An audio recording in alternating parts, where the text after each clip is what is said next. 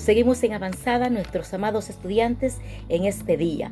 Queremos señalar lo que implica entonces la capellanía. Vamos a ver 5 aspectos de lo que la policapellanía implica. Vaya tomando anotaciones, vaya prestando atención y vaya sacando realmente provecho de todo este tiempo de aprendizaje. Porque como nuevos policapellanes necesitamos ser resilientes, necesitamos ser tanatólogos, necesitamos manejar todo tema contemporáneo. Como servidores de Cristo, nosotros somos llamados a brindar un trabajo de excelencia. Imagínese que usted vaya a un hospital y usted realmente no sea, diríamos, un policapellán que sepa términos de tanatología, términos de doula. Quizás usted desconoce todos estos términos, pero es oportuno y es una gran bendición que podamos capacitarnos y estar aprendiendo, porque esa es la buena voluntad de nuestro amado Padre Celestial. Entonces veamos lo que implica la policapellanía. Dice que 1. Anunciar el evangelio a los pobres. El deber de todo policapellán es predicar las buenas nuevas de salvación, porque hemos sido llamados a cumplir con el gran mandato de nuestro Señor Jesucristo: id y predicad el evangelio a toda nación y a toda criatura. Eso es uno de los puntos que implica también la capellanía. Segundo punto, proclamar libertad a los cautivos. Cuando nosotros vamos con un mensaje de salvación, con un mensaje de fe, siempre es oportuno apoyar lo que el policapellán debe de decir, tiene que aconsejar a través de las escrituras, a través de la palabra. No hable a través de sus propios consejos.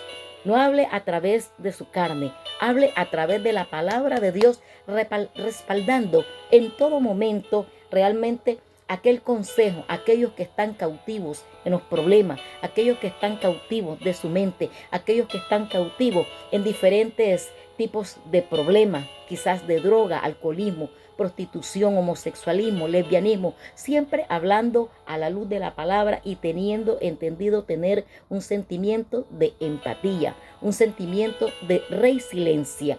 Miremos entonces el punto número 3 de lo que implica la capellanía. Recuperar la vista a los ciegos. Y es que nosotros como policapellanes y como predicadores sabemos que vivimos y nos movemos en un mundo donde dice que el príncipe de este siglo ha cegado el entendimiento de los hombres con la finalidad de que verdaderamente nadie busque del Señor, nadie busque la manera de cómo cambiar nuestra vida, nuestros manerismos, nuestros modismos, nuestro caminar. También nosotros como policapellanes somos llamados a recuperar la vista de aquellos ciegos a través de la palabra, a través del consejo, a través de la oración. Cada policapellán tiene y debe tener ese peso en su corazón de orar por los perdidos, de orar por aquellos que aún no conocen a Cristo Jesús, de aquellos que aún no le han entregado su alma a nuestro Señor Jesucristo. Vaya tomando nota y ventaja de todo lo que implica realmente el ser un buen policapellán y servidor de Cristo. Poner en libertad a los oprimidos, dice.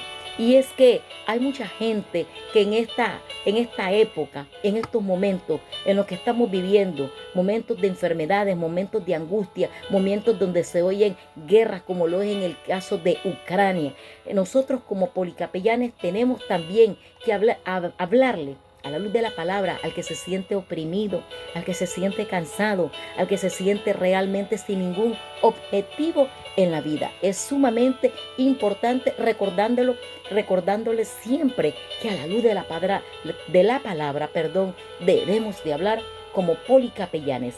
Dice que proclamar una gran fiesta del año agradable. Y es que como obreros y como aquellos que anuncian la palabra de Dios, debemos de proclamar a todas aquellas personas que hay un cambio de vida, que hay un cambio en el que viene a Cristo. Siempre tenemos que levantar ensalzar y glorificar el nombre de Cristo, el nombre de aquel que nos ha llamado para servir. Vamos a ver otro aspecto de lo que implica realmente la policapellanía. Dice que vamos a ver y a desmenuzar cada uno de los aspectos que hemos visto de lo que implica la policapellanía. Veamos qué implica el anunciar como policapellán las buenas nuevas de salvación, lo que es anunciar el evangelio. El evangelio de las buenas nuevas, como todo creyente, el capellán evangélico es su deber hablar del tema. ¿De qué tema?